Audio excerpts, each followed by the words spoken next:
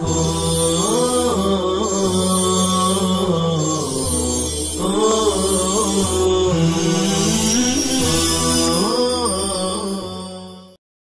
اللہ الرحمن الرحیم الحمد للہ رب العالمین الحمد للہ حمدا کثیرا طیبا مبارکا فیہ وصلی اللہ وسلم علی نبینا محمد وعلی آلہ واصحابہ وبارک وسلم تسلیما کثیرا کثیرا۔ السلام علیکم ورحمۃ اللہ وبرکاتہ۔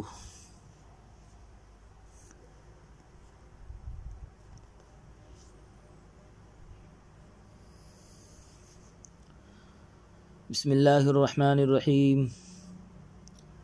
الصراط المستقیم هو الصراط الذي يكون على الشارع العام ويسلكه كل واحد من غير أن يكون فيه التفات إلى شعب اليمين والشمال وهو الذي يكون معتدلا بين الإفراط والتفريط،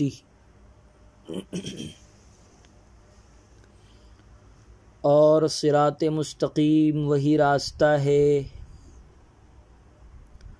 جو شاہ راہ پر ہوتا ہے، اور اس پر ہر شخص چلتا ہے بغیر اس کے کہ اس میں دائیں بائیں جانب توجہ ہو۔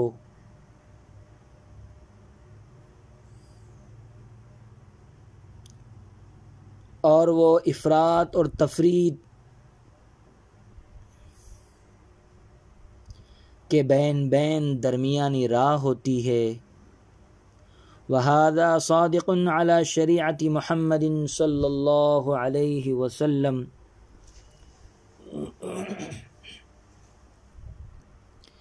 اور یہ صراط مستقیم محمد صلی اللہ علیہ وسلم کی شریعت پر صادق آتا ہے، لأنها متوسطة بين الإفراط الذي في دين موسى عليه السلام والتفريط الذي في دين عيسى عليه السلام،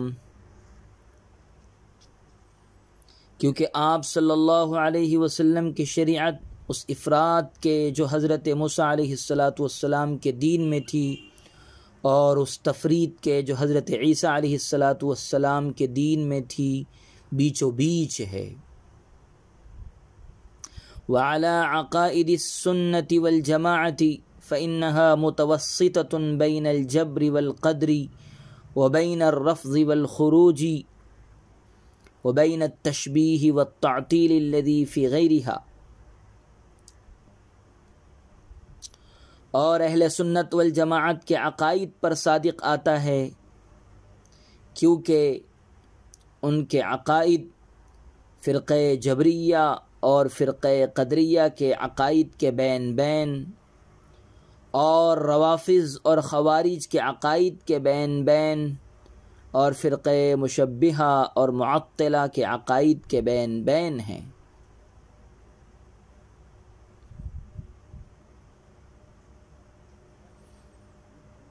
وعلى طريق سلوك جامع بين المحبة والعقل فلا يكون عشقا محضا مفضيا إلى الجذب ولا عقلا صرفا موصلا إلى الإلحاد والفلسفة نعوذ بالله منه۔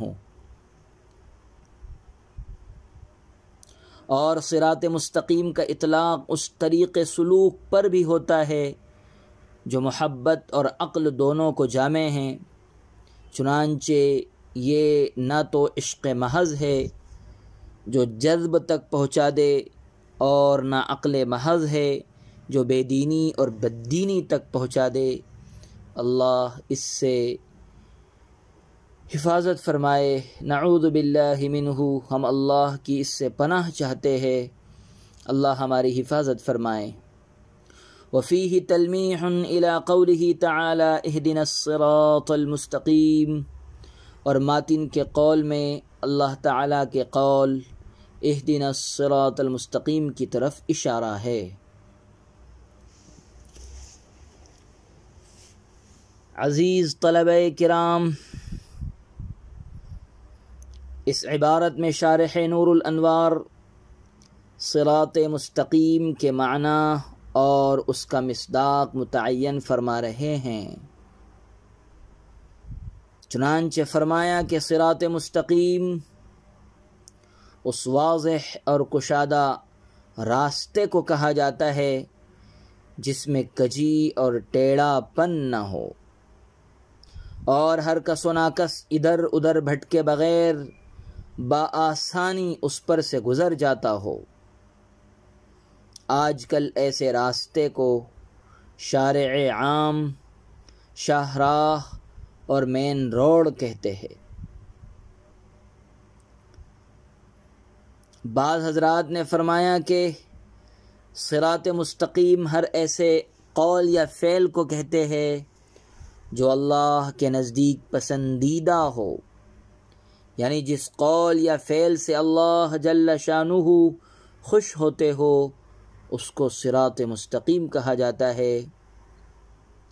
صراط مستقیم کے 3 مصداق بیان کیے گئے ہیں۔ نمبر 1، رسول اکرم صلی اللہ علیہ وسلم کی شریعت مطہرہ اور ملت حنیفیہ، پہلا مصداق۔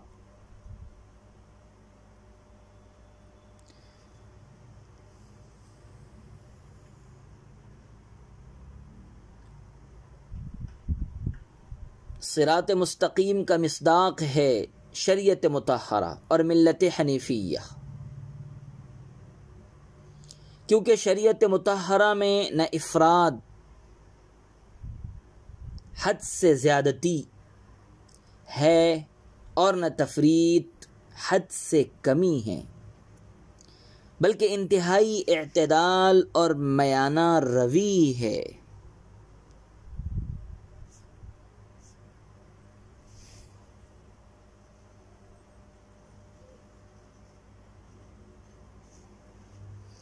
ایک سیدھے اور صاف راستے کی طرح اس شریعت کے احکامات بالکل سادے، انسانی فطرت سے قریب ہے،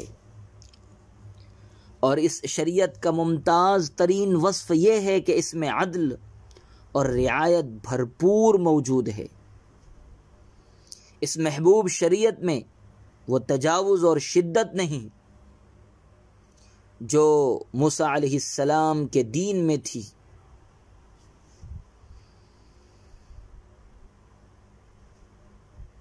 حضرت موسیٰ علیہ السلام کے دین میں اگر کسی نے گناہ کر لیا تو اس کی توبہ یہ تھی کہ اس کو قتل کر دیا جائے،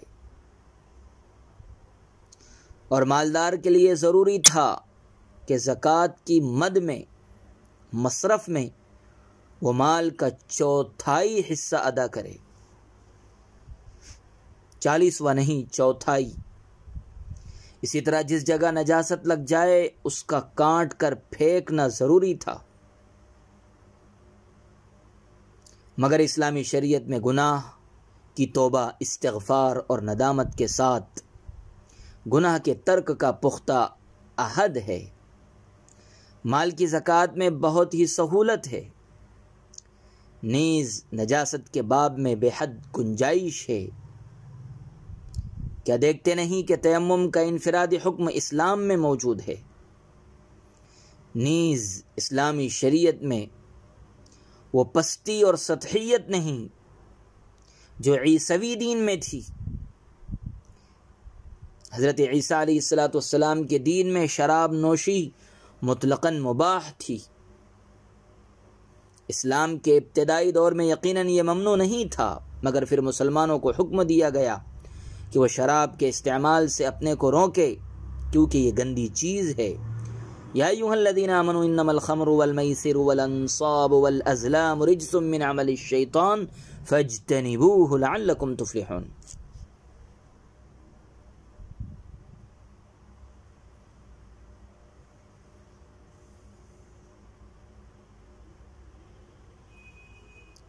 رسول اللہ صلی اللہ علیہ وسلم کی لائی ہوئی شریعت ہر طرح کی شدت و سختی اور ضرورت سے زیادہ بڑی ہوئی پستی و نرمی سے محفوظ ہے۔ یہ معتدل اور درمیانی دین ہے۔ حضرت عیسیٰ علیہ السلام کی شریعت میں انتہائی نرمی ہی نرمی تھی۔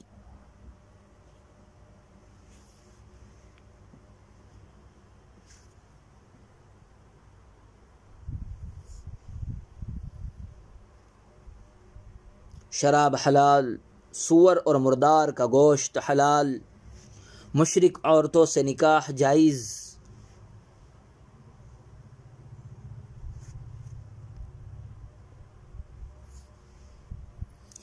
قتل عمد میں قصاص واجب نہیں تھا، بلکہ اولیاء مقتول پر معاف کرنا واجب تھا۔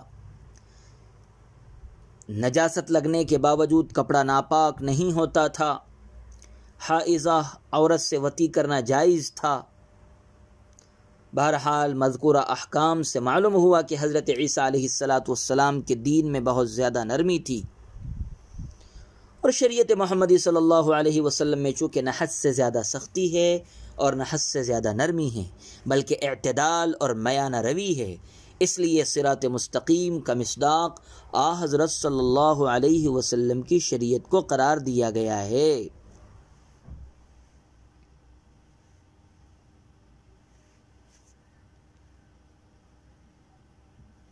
صراط مستقیم کا دوسرا مصداق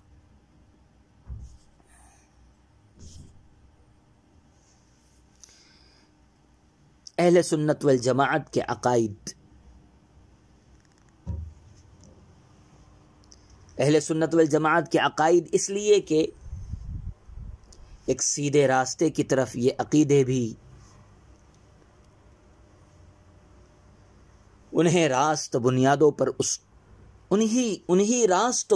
پر استوار ہے جو اللہ رب العزت کی ہدایات کے مطابق صراط مستقیم کی بنیادیں ہیں۔ اس جماعت کے مقابلے میں وہ جماعتیں جو صراط مستقیم سے منحرف ہے، انہیں ہم 3 تقابلی مثالوں سے سمجھتے ہیں۔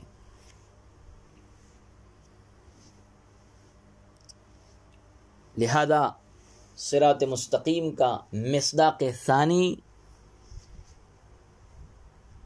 عقائد اہل سنت والجماعت ہے۔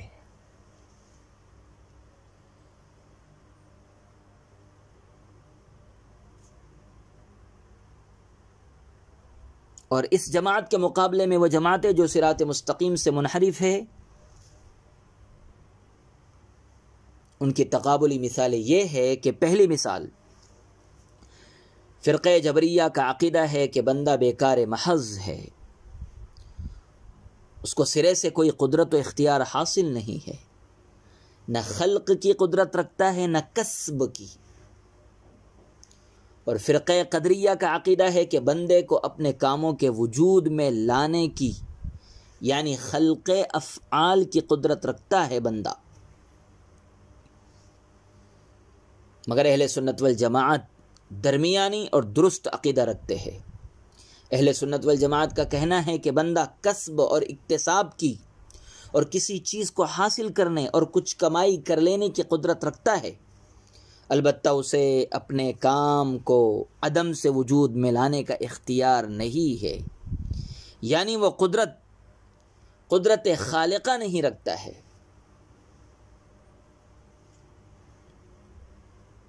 فرقہ جبریہ نے کہا کہ بندہ بیکار محض ہے، جس کے پاس کوئی قدرت اور اختیار ہے ہی نہیں۔ اور فرقہ قدریہ نے کہا کہ بندہ خالق افعال ہے، جس کے پاس ہر طرح کے افعال کو انجام دینے کی مکمل قدرت ہے۔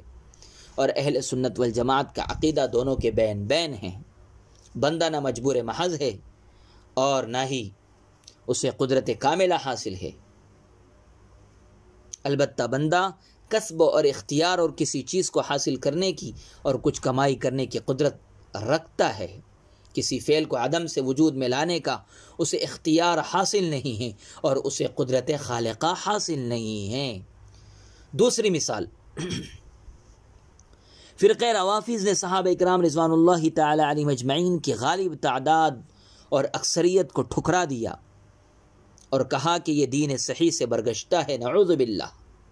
خاص طور پر خلیفہ اول حضرت ابو بکر صدیق رضی اللہ عنہ اور خلیفہ ثانی حضرت عمر فاروق رضی اللہ عنہما کی امارت کا انکار کیا اور دینی معاملے میں قطعی الثبوت حکم خفین پر مسح کو جھٹلایا۔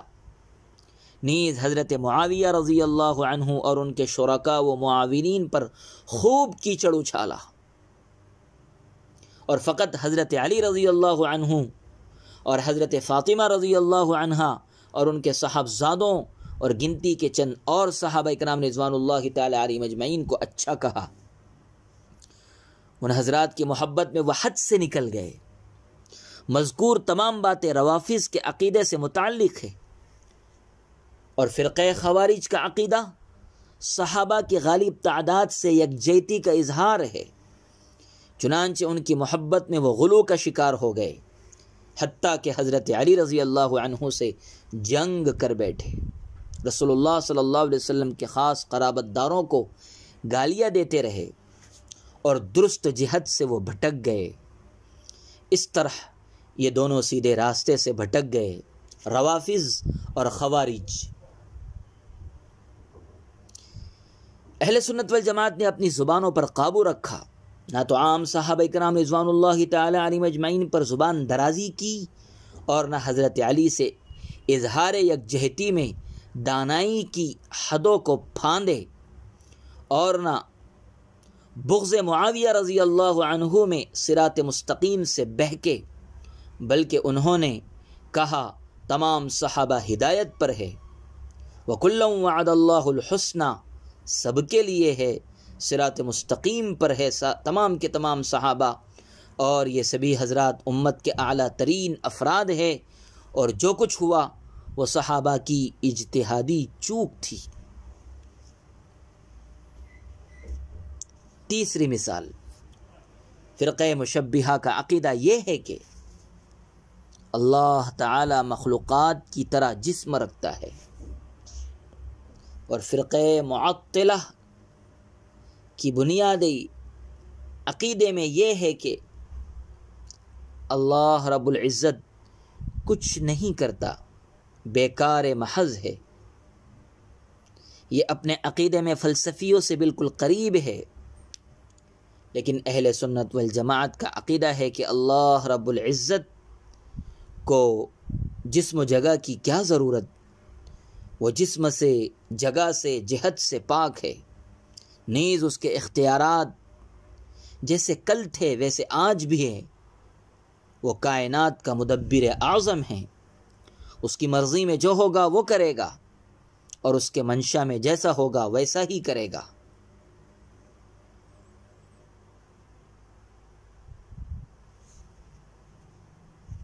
مذکورہ مثالوں سے اور باہمی تقابل سے صاف معلوم ہو گیا کہ اہل سنت والجماعت وہی راستہ اختیار کیے ہوئے ہے جو سیدھا اور واضح ہے، جو مذہب اسلام کا واقعی راستہ ہے، تو یقیناً صراط مستقیم سے اہل سنت والجماعت یا سنت والجماعت والوں کا عقیدہ مذکور بھی مراد ہو گیا۔ صراط مستقیم کا تیسرا مصداق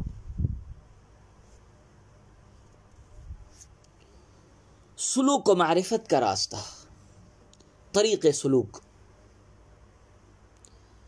جس میں امت کے اکابرین انسان کو برائیوں سے بچنے اور اچھائیوں کے اپنانے کی تدبیریں بتلاتے ہیں۔ اس طرح آدمی کے شعور و خواہشات میں اعتدال اور سکینت پیدا ہو جاتی ہے، اور وہ کسی بھی کام کو انجام دینے میں اپنی نظریں اللہ رب العزت پر مرکوز رکھتا ہے، اور اسی وجہ سے رضا کے باب میں وہ اوروں کی بنسبت مطلوب معرفت سے بہرہور ہو جاتا ہے۔ چونکہ اس راستے میں جامعیت ہے، محبت اور عقل کے تقاضوں کے درمیان، اس لیے یہ سیدھے راستے کا مصداق ہو جائے گا۔ محبت کی وجہ سے آدمی اسی راہ پر چلے گا جس کا اس کو حکم دیا گیا ہے۔ اللہ جل شانہ نے فرمایا قُلْ إِن كُنتُمْ تُحِبُّونَ اللَّهَ فَاتَّبِعُونِي، آپ صلی اللہ علیہ وسلم فرما دیجئے کہ تم اگر اللہ سے محبت رکھتے ہو تو میری راہ پر چلو، اور عقل سلیم سے کام لے کر انہی راہوں پر قائم رہے، اور عقل سلیم سے کام لے کر بندہ انہی راہوں پر قائم رہے گا جو خطرے سے محفوظ ہے۔ اللہ تعالیٰ نے فرمایا ہے وَكَأَيٍّ مِّنْ آيَةٍ فِي السَّمَاوَاتِ وَالْأَرْضِ يَمُرُّونَ عَلَيْهَا وَهُمْ عَنْهَا مُعْرِضُونَ، آسمانوں میں اور زمینوں میں بہت سی نشانیاں ہیں جن کے سامنے سے یہ گزرتے ہیں اور یہ ان سے بے رخی کر جاتے ہیں۔ اگر عقلوں نے زور دی اور اللہ تعالیٰ کی آیتوں میں بندے نے غور کیا تو بے دینی اور الحاد سے یہ محفوظ رہے گا۔ کیا شب و روز کا یکے بعد دیگرے گردش کرنا لوگوں کے لیے کافی نہیں کہ وہ غور کرے؟ محبت اور عقل میں توازن کا ہونا ضروری ہے، اس لیے کہ نیری محبت کی صورت میں جذب غالب آ جائے گا۔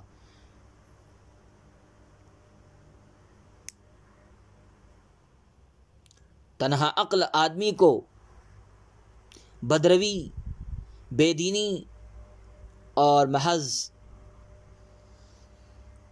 بیکار بنا دیتی ہے،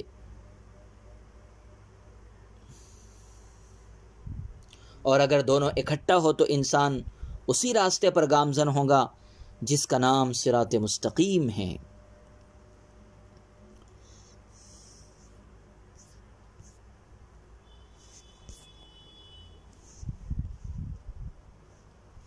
شیخ احمد رحمہ اللہ ایک باکرامت صوفی بزرگ اور اللہ کے ولی تھے، اس لیے انہوں نے اس تیسرے مصداق انہوں نے صراط مستقیم کا مصداق تصوف و سلوک کو قرار دیا ہے، کیونکہ تصوف ایسی راہ ہے جس میں انبیاء علیہم الصلاۃ والسلام اور اولیاء سے محبت و عقیدت مسلمہ ہے، مگر اس کی ایک حد مقرر ہے۔ محبت و عقیدت میں ایمانی حدود سے تجاوز نہیں کیا جاتا، جس طرح کہ مجذوبین کا وتیرہ ہے یا پھر عشاق فساق کا، نیز یہ ماننے کی راہ ہے ہر کام حتیٰ کہ احکام شرعیہ کو بھی عقل کی کسوٹی پر نہیں پرکھا جاتا، کیونکہ عقل کل کے متبعین بالآخر ملحد زندیق ہو کر اللہ تعالیٰ کا بھی انکار کر بیٹھتے ہیں۔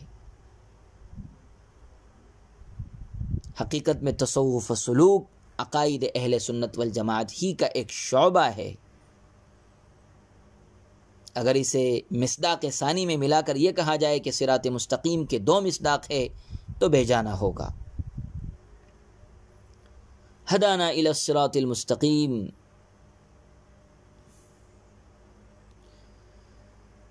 میں سورہ فاتحہ کی دعا اہدنا الصراط المستقیم کی طرف تلمیح ہے۔ تلمیح سے مراد یہ ہے کہ کلام کے اندر قرآن مجید کی کسی آیت یا حدیث نبوی یا کسی قصیدے یا شعر کی طرف اشارہ اس طور پر کرنا کہ اسے ذکر نہ کیا جائے اور اس کی طرف اشارہ ہو جائے، اسے تلمیح کہتے ہیں۔ وصلی اللہ وسلم علی نبینا محمد وعلی آلہ واصحابہ وبارک وسلم تسلیما کثیرا کثیرا۔